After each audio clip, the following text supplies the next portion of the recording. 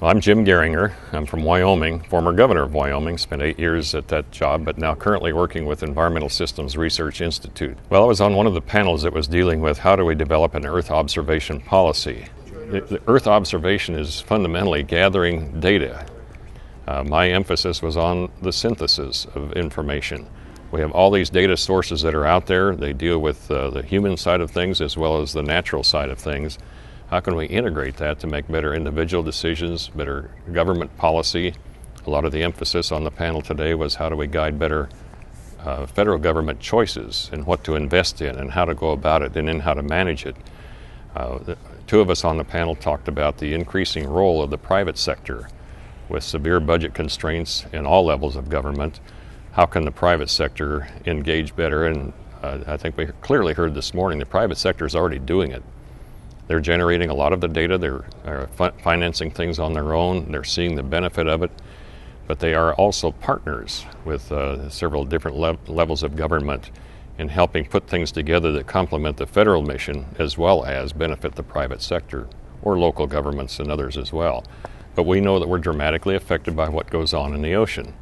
I hear terms like La Nina and El Nino, those things that create weather oscillations that either bring more or less precipitation to Wyoming, or the Arctic Oscillation. So we can theorize about all these things that are going on in science, but what does that mean to me as we have different agencies that gather information or a company that is segmented into a certain part of the economy? What we overlook often is we don't recognize the impact that each has on the other.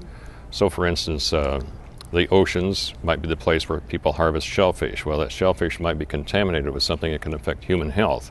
The restaurant that I eat in Wyoming.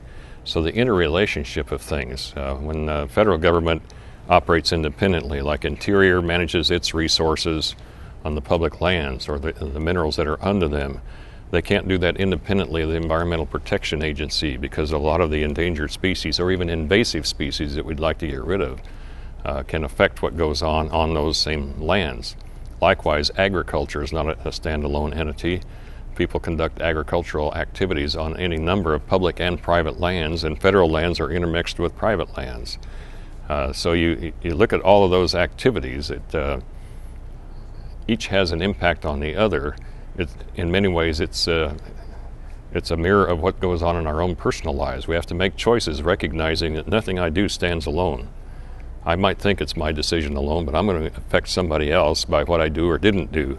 And so I use that same philosophy in how government could manage its data better, not duplicate each other's information, and make it available freely to the public to add value to it on their own.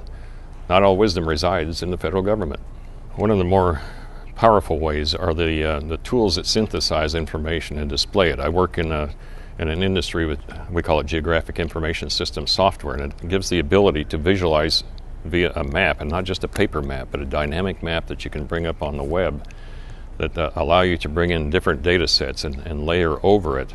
So for instance, if somebody's talking about the impact of sea ice melt in the Arctic and how the exploration that could go on, well, what happens if there's an oil spill? What will happen to the fisheries? What might happen to other sensitive habitats? There's quite a range of people who would be interested in some parts of those, but not all of those. The ability to layer information one on top of the other, those types of tools have been developed almost entirely in the private sector. The ability to maintain high-cost satellites is becoming quite a challenge, or to launch replacement satellites. The private sector is already engaging in providing a lot of data, weather data, that looks at the impact of increasing carbon dioxide, where the pockets are, how the migration occurs. That used to be exclusively the domain of the federal government. Now we're seeing private industry saying we can step up and do this for a wider public benefit at a lower cost overall and a simplified management system. It doesn't mean that we should shift everything to the private sector. It just says leave open the opportunity for innovation.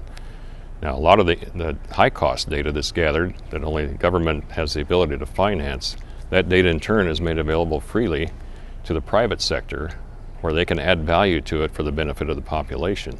So there's many different roles that the private sector can participate in. One would be to just support the federal government and use what data they provide. They can work with the federal government, who just provides core funding for the basics and lets the private sector take over from there. A third one would be where government actually competes directly with the private sector, like aerial imagery for transportation planning.